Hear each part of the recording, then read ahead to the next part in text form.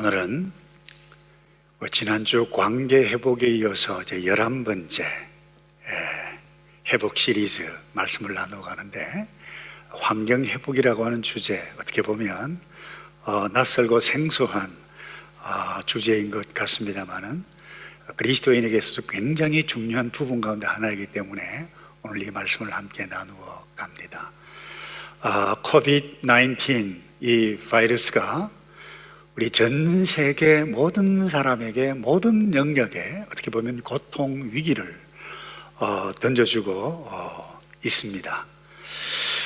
그 어떤 위기든 경영학자들은 그래요. 위기를 만날 때마다 기본으로 돌아가라 그랬는데, 어떻게 보면 이 COVID-19 이 사태도 기본을 가볍게 여기고 무시하다 보니까 나타난 결과가 우리에게 엄청난 고통이 온 것이라 볼 수 있습니다.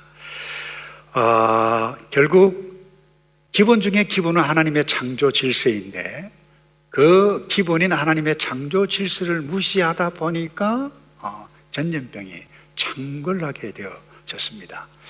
먹지 않아도 될 이 야생 동물들을 가축화해서 이렇게 먹어가는 그 과정 가운데서 이 동물에게 있는 바이러스가 사람들에게 옮겨되어진 것이 이 COVID-19입니다. 여러분, 왜 이와 같은 일들이 일어났나요? 이 기본을 무시하는 이유 가운데 하나는 우리 인간의 근본적인 이기심, 탐욕 때문에 그렇습니다. 하나님의 창조 질서 중에 가장 기본 중에 기본은 무엇인가 하면 사랑이고 또 배려인데,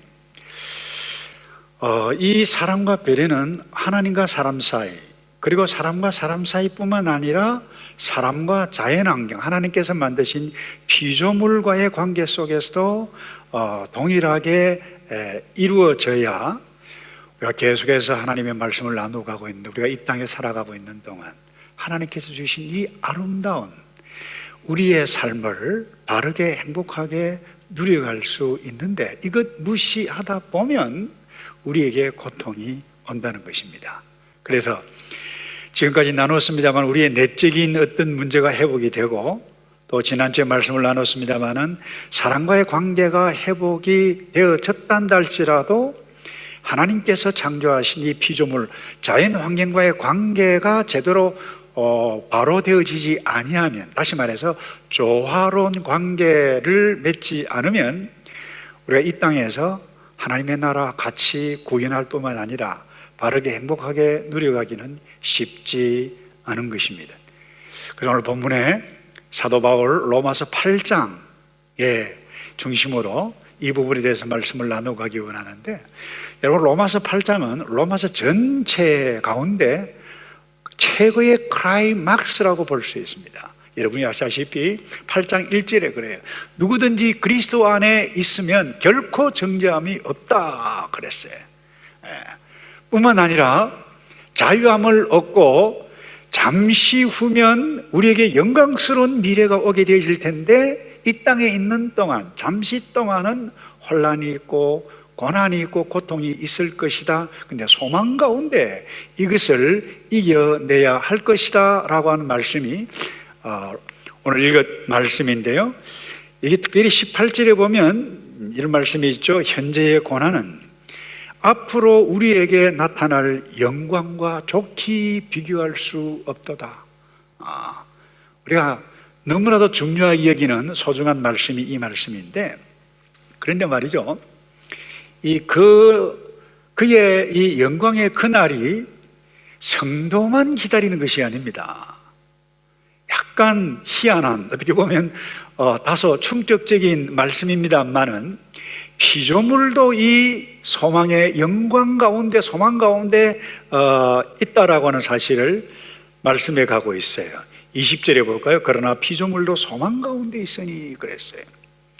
이는 피조물 자신도 썩어짐의 종로로 사는 데서 벗어나 하나님의 자녀가 누릴 영광의 자유에 이를 것이기 때문입니다 라고 말씀해요. 여러분, 이 완전한 회복, 그 영광은 사람만, 우리 성도만 그 가운데 거하는 것이 아니라 피조물도 그 영광 가운데 이룰 것이다 라고 말씀해 가고 있어요. 이런 의미에 있어서 우리가 이 땅에 살아가는 동안 이 자연 환경, 피조물과의 관계, 조화로운 관계를 누려가야 할 선명한 이유가 여기에 있음을 보게 되고, 바로 그것이 하나님의 창조 질서 가운데 중요한 요소라고 하는 사실을 놓쳐서는 안 될 것입니다. 환경 회복이라고 말을 했는데, 엄밀히 이야기하면 우리가 환경을 회복해 갈 수가 없어요. 우리가 노력을 하고 또 한다 할지라도 주님 오셔서 재림하시는 그 순간까지는 이 자연 환경이 회복되는 것은 불가능합니다. 그럼에도 불구하고 우리가 환경 회복에 마음을 열어야 하는 것은 오늘 이 말씀 때문뿐만 아니라 우리 하나님 아버지께서 창조하신 세계이기 때문에 그렇습니다. 그래서 이를 위한 우리 그리스도인의 자세가 어떠해야 하는지 오늘 잠깐 나누기 원하는데, 그 첫 번째로 그래요. 타락 이전에 하나님께서 우리에게 주신 문화적인 명령을 따라서 살아가야만 합니다. 우리 아버지 하나님께서 빛을 만드시고 하늘과 궁창을 내시고 바다의 물고기를, 그리고 지면에 있는 모든 동식물을 다 만드시고 난 다음에 마지막 날에 뭐예요? 인간을 창조하셨어요. 그 창조하신 의도와 목적이 무엇인가요? 오늘 1장 26절 타락 이전입니다. 하나님께서 말씀하시기를 우리가 우리의 형상대로 우리의 모양을 따라 사람을 만들어 그들이 바다의 물고기와 공중의 새와 가축과 온 땅과 땅 위에 기는 모든 것을 어떻게 해요? 다스리게 하자라고 말씀하셨습니다. 그러니까 우리 인간을 만드신 원래의 목적은 이 창조하신 세계를 다스리고 지키고 관리하도록, 다시 말해서 타락 이전에 주신 하나님의 문화적인 사명입니다. 그런데 여러분, 오늘 우리가 어때요? 이 자연 환경을 훼손합니다. 파괴합니다. 먹거리 있다라고 하면, 돈이 된다라고 하면 씨까지 말려버립니다. 동식물이 적지 않은 이 종류들이 멸종 위기에 처해 이르게 되어졌는데, 그 이유가 무엇입니까? 어떤 분이 그래요. 창세기 나타나 1장 28절에 이 땅을 정복하라라고 하는 이 개념을 오해했기 때문이다. 그래서 1장 28절에 특별히 사람들에게 이렇게 말씀하시죠. 28절에 하나님께서 그들에게 사람입니다. 복을 주시며 그들에게 말씀하시기를 자식을 많이 낳고 번성의 땅에 가득하고 땅을 정복하라. 바다의 물고기, 공중의 새, 땅 위에 기는 모든 생물을 다스리라 라고 하는 이 말씀인데, 이 말씀은 사람에게 주신 말씀이 아니고 생육하고 번성하라라고 하는 이 말씀은 모든 창조 동식물에게 주셨던 말씀인데, 특별히 사람에게 땅에 정복하라 그랬는데요. 모든 생물을 다스리라고 했는데, 이 정복이라는 단어를 오해했다는 거예요. 과거의 기독교인도 마찬가지였어요. 그래서 정복이라고 하는 것은 뭐 마구잡이로 개발하기 위해서 땅을 이렇게 뒤엎고 개발을 위해서 함부로 행해가는 그와 같은 의미가 아니라고 하는 부분입니다. 여러분, 이 정복이라는 단어에서 이 문화라고 하는 단어 컬처가 나왔어요. 그러니까 정확한 의미는 하나님의 창조질서 원리에 따라서 가꾸고 돌보고 좀 더 다른 차원을 말하면 사랑해 가고 배려해 가고 조화로운 관계, 하나님의 아름다운 세상을 세워가야 한다라고 하는 의미가 여기에 담겨져 있는데, 여러분 2장 15절에도 다시 선명하게 나타납니다. 여호와께서 그 사람을 데려다가 에덴 동산에 두셔서 동산을 일구고 그 다음 뭐예요? 지키게 하셨습니다 라고 그래요. 여러분, 정복하라는 것은 우리 인간 마음대로 자연을 파괴해가고, 모든 존재는 우리 인간을 위해서 존재하는 것이기 때문에 이 인간을 위해서 희생당하고 파괴당해도 좋다, 그와 같은 개념이 아니다라고 하는 사실을 하나님께서 창조하신 이 세계 조화 있게 관리하며 돌보는 청지기로서의 책임을 다하라고 하는 의미입니다. 왜 자연을 훼손하고 파괴합니까? 또 두 번째 이유가 그래요. 하나님께서 주신 이 문화적 사명을 피조물과 모든 이 지구 환경과 조화로운 관계 속에서 하지 않는 그 이유 가운데 또 하나는 제가 서론에서 말씀드렸습니다만 사람의 이기적인 욕심 때문에 그래요. 동식물 먹거리 잡아먹고 배불리고 즐기는 데만 집중해 왔다고 해도 과언이 아닐 것입니다. 먹지 않아도 될, 아니 먹어서는 안 될 것까지 먹는, 다시 말해서 경계도 없고 구분도 없고 절제도 없습니다. 그 오죽하면 어떤 민족은 못 먹는 것이 없다고 그러잖아요. 근데 못 먹는 것이 두 개 있는데, 하늘에 나는 것은 비행기 못 먹고 땅 위에 있는 것은 책상 다리 못 먹고, 이 둘 빼놓고는 다 먹는다. 여러분, 바다 물고기든 해산물이든 눈이 보이는 대로 어린 새끼까지라도 그야말로 번성 자라는 것을 자라지 못하도록까지 해가면서 잡아먹는 그와 같은 것이 오늘 저와 여러분의 인간의 현실 아닌가요? 냉동까지 시켜가지고 큰 냉장고에 미래를 위해서, 우리의 행복을 위해서 먹거리를 저장해두고 사는 것이 저와 여러분 오늘 인간들이 만들어 놓은 현실입니다. 뭐 잘못된 것이라고 볼 수는 없어요. 그러나 중요한 것은 이 아름다운 하나님께서 만드신 창조 세계, 인간만을 위해서 존재한다, 그 착각이라는 거예요. 자연이든 동물이든 그 무엇이든 사람을 위해서 희생될 수 있다라고 하는 생각, 이 잘못된 정복주의에 나타난 부작용이라 볼 수 있습니다. 그래서 여러분, 하나님과의 관계도, 사람 사이의 관계도, 더 나아가서 사람과 피조물 사이의 이 관계, 조화로운 관계가 아니면, 다시 말해서 일그러진 관계로 나타나게 되어지면 그것이 우리에게 뭐예요? 고통으로 나타나게 되어진다는 것입니다. 그래서 우리가 꼭 기억해야 할 것은, 오늘 로마서 8장 읽었는데, 예수님 때문에 그 어떤 죄로부터 결코 정죄함이 없게 된 성도는 바로 이 부분, 타락 이전에 하나님께 주셨던 이 문화적인 사명, 이건 놓치면 안 된다는 거예요. 우리는 구원받은 백성이에요.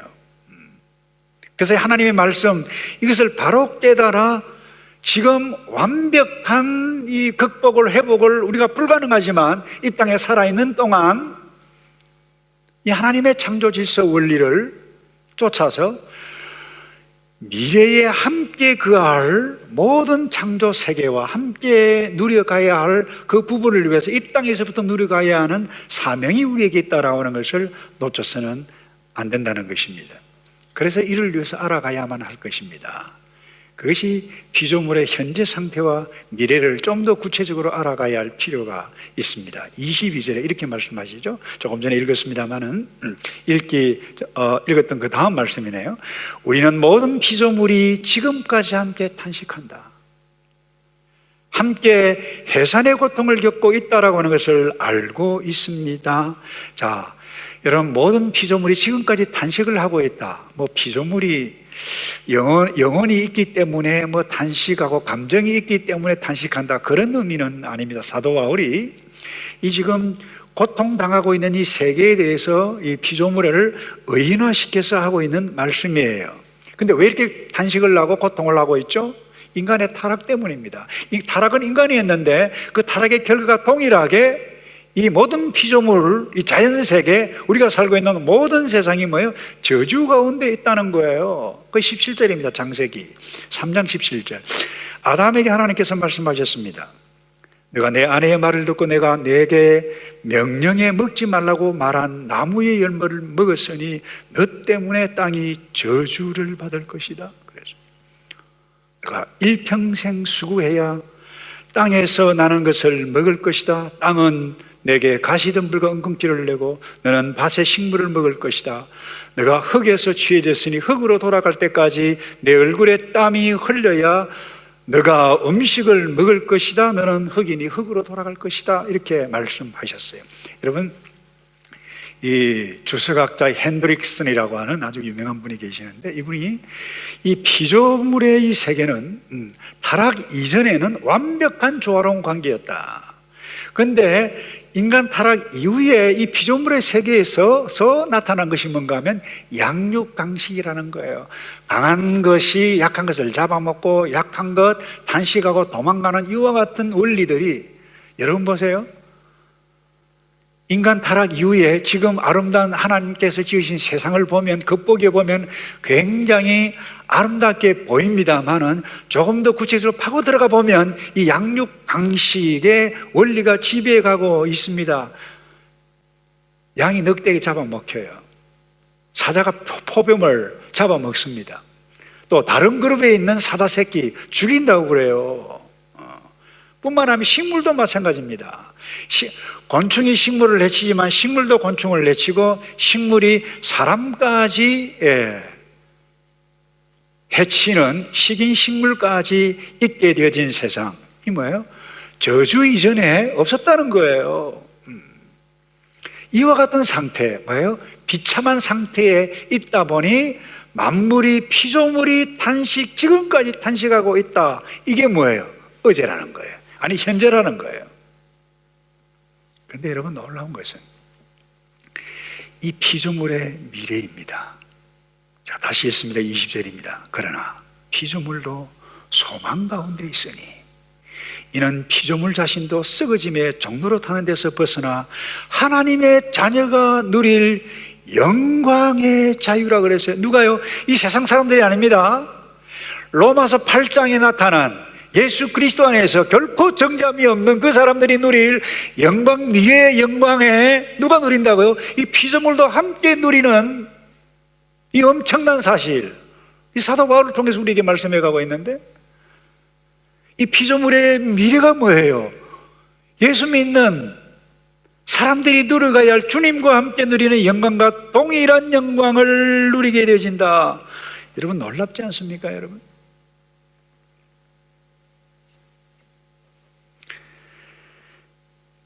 그래서 우리가 이 모든 피조물을 지금 이 땅에 살면서, 우리 뉴질랜드에 살면서, 이 지금 전 세계에 살고 있는 그리스도인은 모든 피조물 함부로 파괴하지 않고 조화를 이루며 살아가는 자세가 절대적으로 필요한 이유가 어디에 있나요? 바로 여기에 있다는 사실을 기억해야만 할 것입니다. 그래서 이사야 선지자는 나라가 망해가고 그 어려운 상황 가운데 바로 이 미래의 영광에 대해서 미리 말씀해가고, 그것도 노래로 시로 지어서 표현해가고 있습니다. 어떻게 이야기하고 있습니까? 이사야 11장입니다. 늑대가 어린 양과 함께 살고 표범이 새끼 염소와 함께 누우며 송아지와 어린 사자와 살찐 짐승이 함께 있는데 어린아이가 그들을 이끌고 다닐 것이다. 암소와 곰이 함께 풀을 뜯고 그 새끼들이 함께 뒹굴며 사자가 소처럼 즙을 먹을 것이다. 젖먹이가 독사의 구멍에서 장난하고 어린 아이가 뱀의 굴에 손을 넣을 것이다. 그럼에도 불구하고 거룩한 상, 그 영광의 미래가 오는 그때, 회복되는 그때에는 해함이 없을 것이다. 이미 말씀해 가고 있어요. 물이 바다 덮고 있듯이 세상이 여호와를 아는 지식으로 가득하기 때문이다. 완벽한 영광, 새하늘과 새 땅, 회복이 되어졌기 때문에. 여러분, 감동이지 않습니까? 사자들이 어린 양과 뛰놉니다. 어린아이가 독사굴에 손을 넣어도 해함이 없다. 완벽한 조화가 아름다운 일상에 있다는 것입니다. 제가 학생 때 사막에 샘이 넘쳐 흐르리라, 이 이사야 11장 이 말씀이에요. 그 불합리한 그 정치 세계, 우리 동기들과 젊은이들이 데모할 때 불렀던 이 찬송이 이거예요. 그 내용이 뭐예요? 우리 이사야 선지자가 그날, 영광의 그날, 여러분, 이 영광이 언제 온다고요? 우리 주님 오시는 날, 그 영광만 생각하면 사도 바울이 오늘 우리에게 말씀하고 있는 부분이 이 부분이에요. 우리 이 땅에 살아가고 있는 동안 정치, 체계, 경제 모든 그 때문에 우리가 고통을 당하고 환난을 당하고 고난을 당하지만은 그 영광을 생각하면 장차 우리에게 임할 영광과 좋게 비교할 수 없다, 그 이야기예요.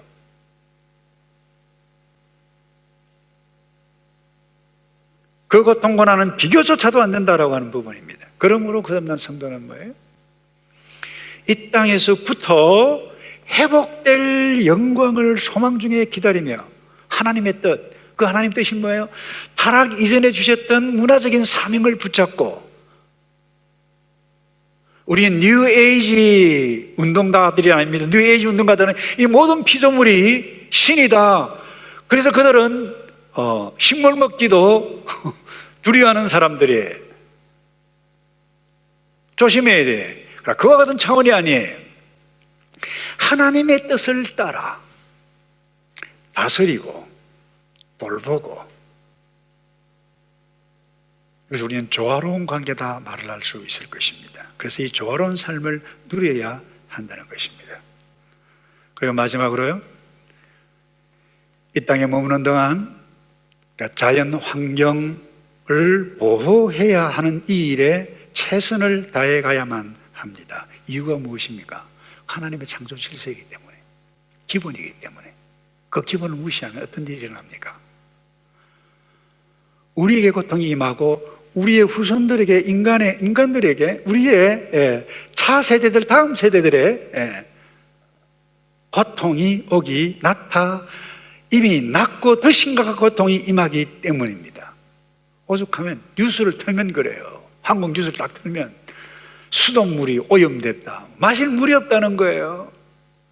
대기가 오염이 돼가지고 시간마다, 공기청정기 생활 필수품이 전자제품이 되어져 버렸어요.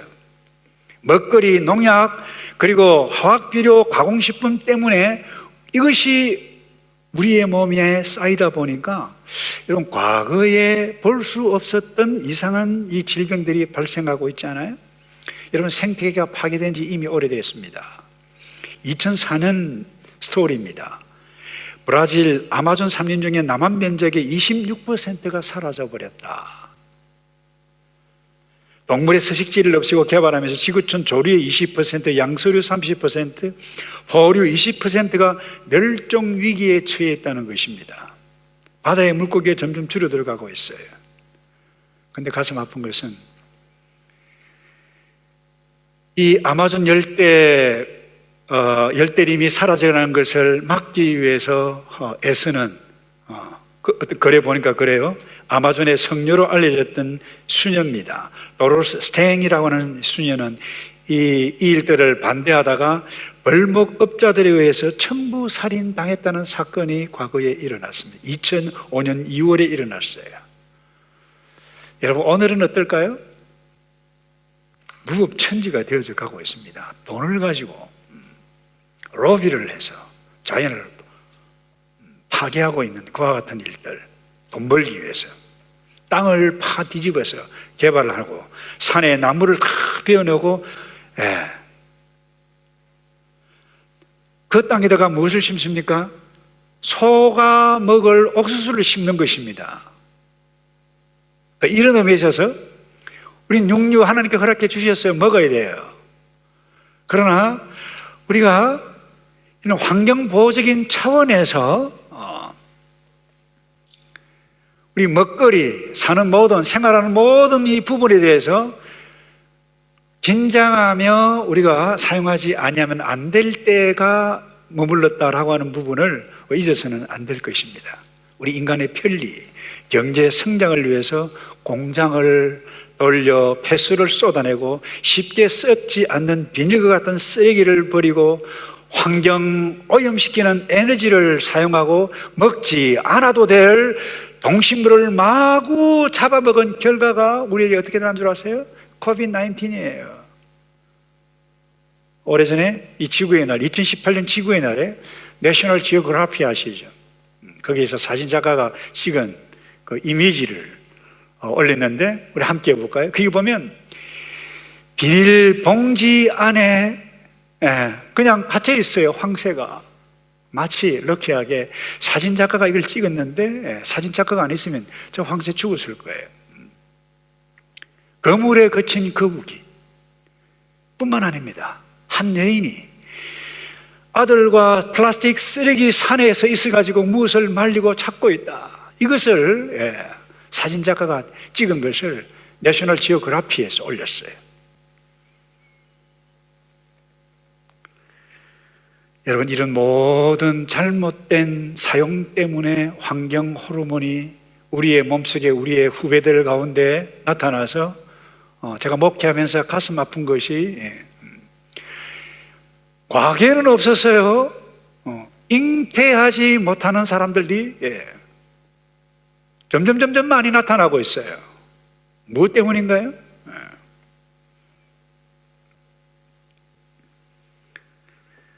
여러분, DNA에 이상이 생기고 없었던 희귀 질병이 생기고 COVID-19 바이러스가 등장한 것, 이 모든 것은 뭔가요? 인간 탐욕, 쾌락이 낳은 부작용 때문이라고 말할 수밖에 없어요. 하나님은 아름다운 세상을 만드셨어요. 다스리라고 하셨어요. 지키라고 하셨어요. 타락한 우리의 이기적인 이 탐욕, 욕심이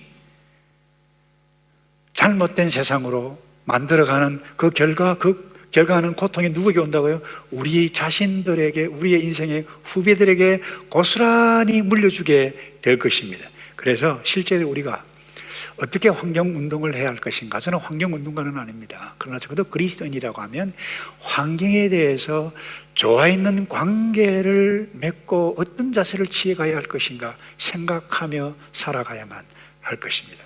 그래서 지나친 소비 하지 말아야만 할 것입니다.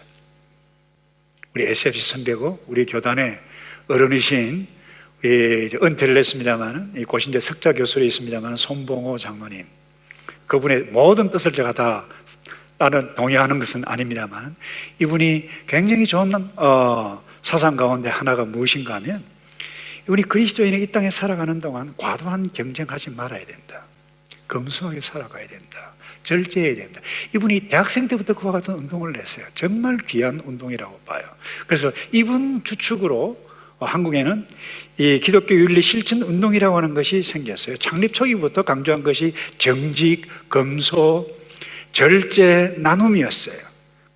이 기독교 윤리 실천 운동 본부에서 2012년부터 자발적인 불편 운동을 하자. 그 어떤 것인가 하면 과도한 경쟁 탐심으로 부패하고 불행한 이 한국 사회에서 그리스도인이 먼저 이웃과 약자를 위해서 편리를 누릴 권리를 조금씩 절제하고 포기하자라고 하는 운동이 그 백그라운드예요. 가정에서도, 직장에서도, 교회에서도, 학교에서도 여러분, 환경과 인권과 에너지, 자원 이런 부분에 검소하게 실천하자는 것입니다. 저는 굉장히 귀한 운동이고 우리 모든 그리스도인들이 여기에 참여해 가야 할 이유가 오늘 이 말씀 가운데 선명하게 있다고 봅니다. 그 운동본부에서 나왔던 글을 보니까요, 어떤 목사님, 청년 목사님 그래요. 예를 들면 이 결혼식 문화, 거품도 줄이고 간소화하자. 예배를 다 드립니다. 그리고 축도하기 전에 신랑 신부 입장 시켜가지고 세월하고 축도하고 정인이 다 회중이고 필요한 더 간단하게 거품을 줄이자는 거예요. 여러분, 사실 우리가 모든 일, 행사, 교회도 마찬가지입니다. 거품을 빼면 소비가 줍니다. 소비가 줄면 식량 소비도 줍니다. 자연이 보호될 수 있어요. 그래서 동물을 잡아먹는 일도 적어진다는 거예요. 그래서 더 많이 먹고 더 많이 누리고 더 많이 즐기려 하다 보니까 수많은 식재료들이 필요하잖아요. 그리 대량 생산이 나타나요. 그래서 자연 환경운동을 하는 이 신학자는 그래요. 언제부터 이 환경의 어려움이, 아니 지구상의 인간의 불편함이, 고통이 따라왔느냐? 영국의 산업혁명 이후였다는 거예요.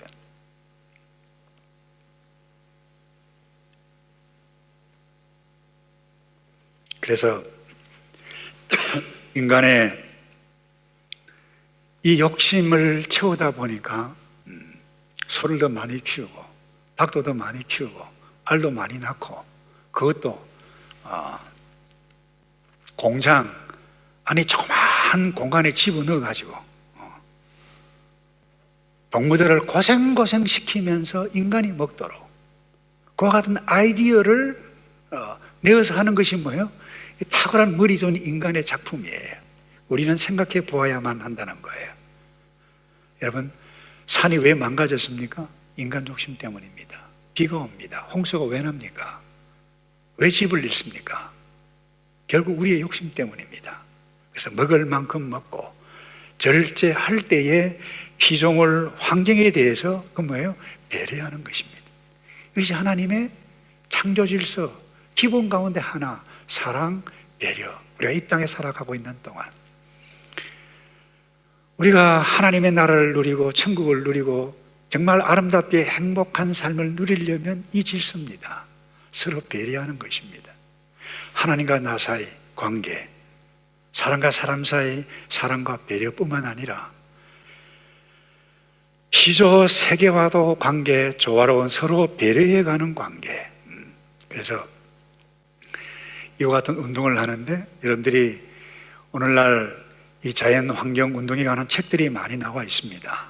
근데 한 가지 제가 부탁하고 말씀을 마무리하려고 그러는데 현재 이 자연 환경 운동을 적극적으로 가담하고 주창하는 사람들이 이 뉴 에이지 무브먼트, 뉴 에이지 주창자들이 많습니다. 그분들은 하나님을 믿지 않습니다. 범신론자들이에요.